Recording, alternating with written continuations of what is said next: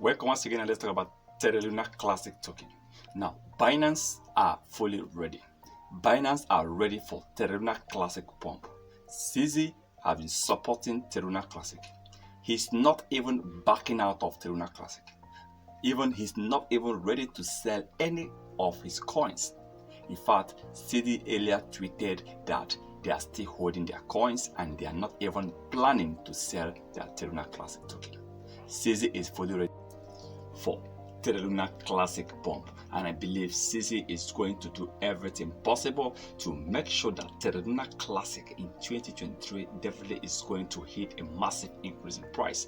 And a lot of people believe, of course, this coin might be hitting 1 penny in 2023. I'm talking about 1 cent.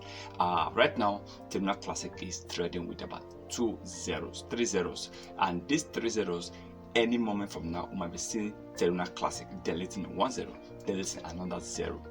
And CZ, Binance founder, is fully supporting Terra Classic coin. And I believe, of course, with the support of Binance and Binance founder, with the support of Kucoin and even Bitforex, this coin is going to pump. Now, earlier this week, you discovered that Binance and Bitforex, the trading volume of Terra Classic has been traded more on these two exchanges. They control almost 65% to 67% of Terra Classic daily volume.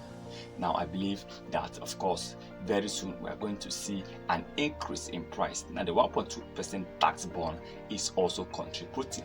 Now, I believe that the Binance have bought billions of Terra Classic coin already, and billions of Terra Classic will be bought, and we believe before the end of 2023, definitely have 50 to 70% of Terra Classic coin might be destroyed in 2023, might be burned in 2023, which will definitely help Terra Classic to hit a massive increase in price. I'm expecting Terra Classic to hit at least 1 cent.